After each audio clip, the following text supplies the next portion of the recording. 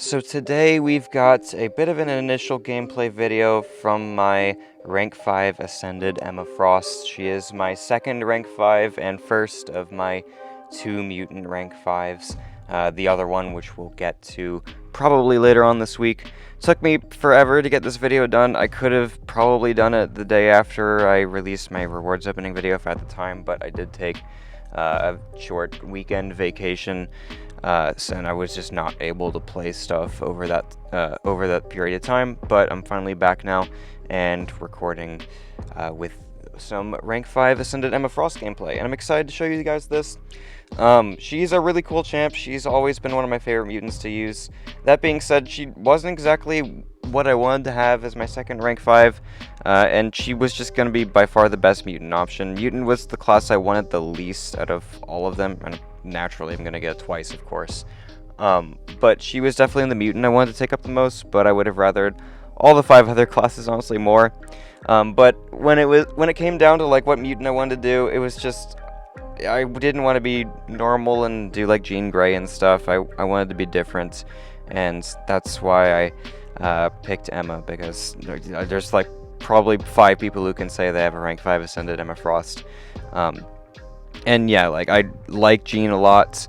I like Dazzler a lot, who is another option, but I wanted to be different, so I also like Emma a lot, so it's not like I'd really traded off that much.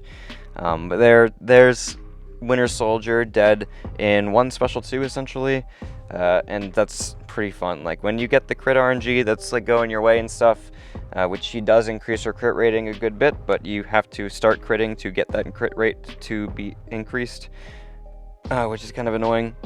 Then you're gonna have a very good time. But we're gonna go fight Moondragon now. This is a boss from 9.4.1, I want to say, maybe 2. I think it's 1 though. And this is pretty much a big Moondragon where it's going to place Disorients on me and stuff, which is a little annoying, but doesn't come into play too much. And then she has a protection that I need to remove by intercepting, which I do right here. And this is a really nice showcase of how good her damage is. And a lot of her damage, underratedly, comes from basic attacks, because as you can see here, that was 100,000 damage in just basic attack damage. Well, close to 100,000 damage, because I ended with a light instead of a medium combo ender. It was probably like 75,000 damage there. And yeah, she hits very hard in the basic attacks once you get all that crit rating and crit damage rating up and stuff. And here I'm going to go ahead and drop another special 2 with only like 7 prowess, 8 prowess, 9 prowess. Okay, we got some nice crit RNG there. Get a nice crit on the attack as well. We're going to parry some on the specials because that's going to give me some prowess. And then also we trigger Diamond Form, which allows us to just take less damage in the block with the energy vulnerability and the Disorients, reducing our block proficiency some. But I go for the special 2 here, and there we go. She goes down. So that was a pretty good fight. Emma definitely feels a little bit of RNG sometimes with our crit RNG and stuff like that. But usually it's pretty fine. They did buff it a little bit as well when she got her buff from the Ascension pool releasing in March. And she also feels class advantage a lot because she's a champion who doesn't increase her base attack in her own kit, so the only attack rating increase she's ever going to get is from class advantage, unlike champions like Hulkling, who I use as an example, who increases his base attack rating by a lot in his own kit, so he feels class advantage a lot less. So here we're going to go fight MCoC on this special connoisseur path. And yeah, Emma's very good for special connoisseur. The only downside is, again, like I showed in the Moondragon fight, her basic attacks do hit very hard, and they do count for a considerable amount of your damage.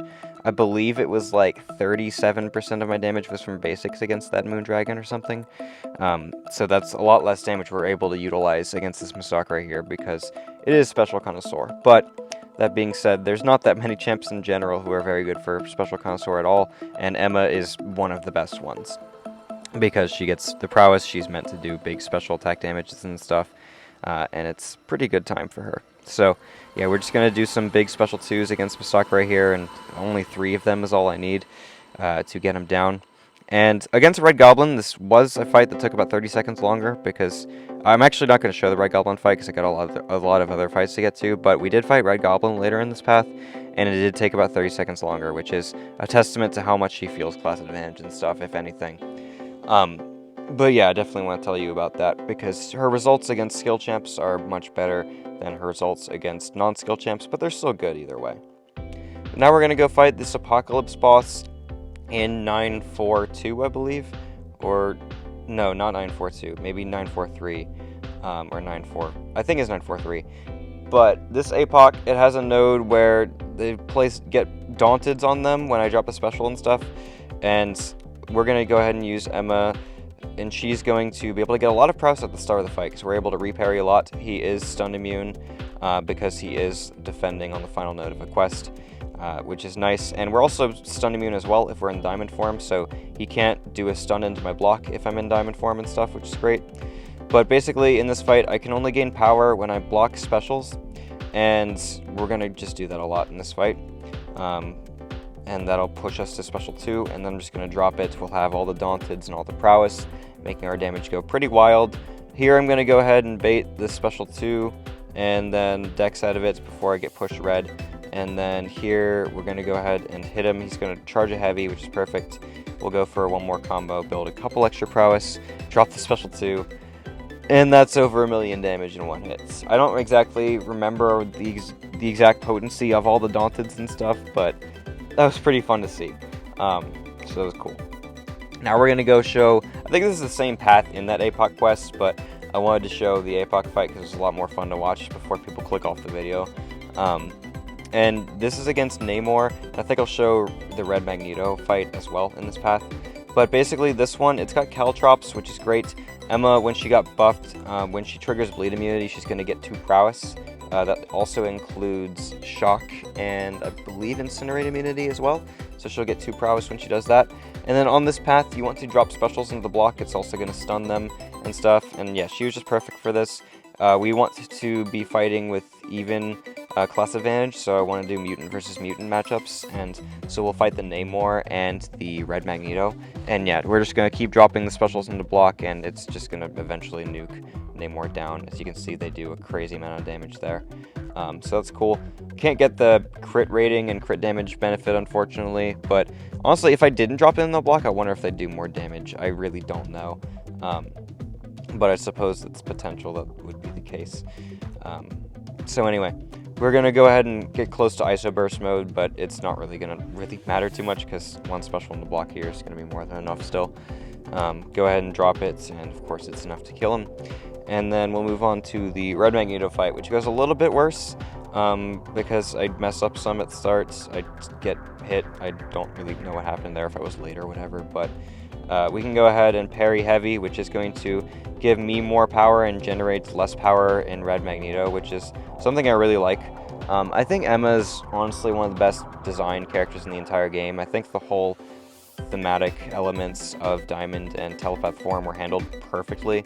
And there, I dropped it into him and not into his block for some reason, and we didn't get any crits, which kind of sucks. But anyway, I think they handled the thematics of her Diamond form and Telepath form perfectly, and I love how they flow with each other's kits. Like, if you want to get into Telepath form, well, her Diamond form heavy attack makes it really easy for you to do so.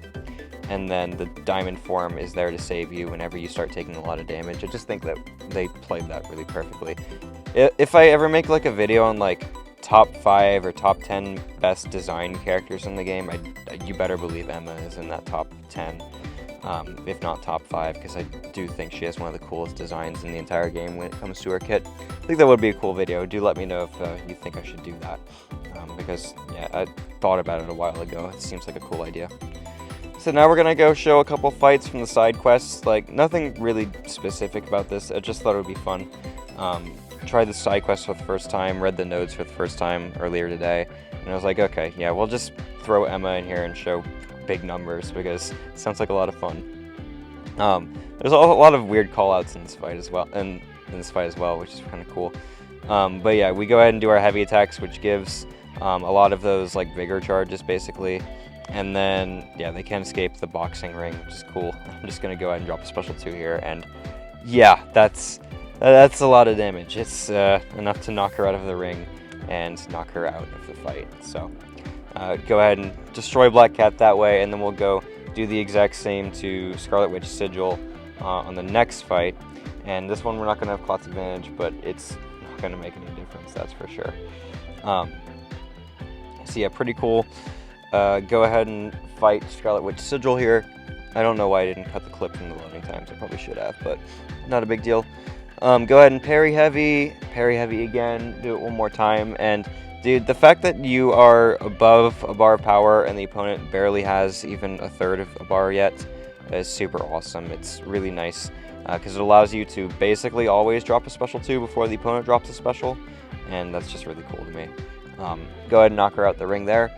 Got a beautiful crit on that special 2, and then we'll go fight Titania next, which is a little bit different, because Titania, she has a node where you get a steadfast when you reach a multiple of 5 on your combo, and I believe I placed a slow. I don't remember how I placed a slow, but you do that, and that's going to obviously deal with her haymakers and stuff. Looks like it's on parry. But yeah, I went ahead and did a little bit of an awkward rotation because I went ahead and got my combo up for the steadfast before. And then my crit RNG felt horrible in this fight. And as you can see, I'm not going to get any crits on the special 2, and I'm not building a lot of prowess because I'm not critting that much either. But yeah, the crit rating felt suspiciously bad in this fight. I think Titania might have a tiny bit of crit resist, but definitely not enough to where it should make an impact in this fight. Here I go for the special 2, and we get 0 crits with 12 prowess, which is very unlucky, but not a big deal. Go ahead and build up to our second special 2, and that's going to be great. Go ahead and parry heavy there, which I wasn't in diamonds, so we actually taunt her instead of giving her less power, but it's fine. Go ahead and do a combo, and then we'll do combo relic, and that'll be all she wrote. So yeah, honestly, the side quest is really fun, and definitely taking Emma into it was no exception.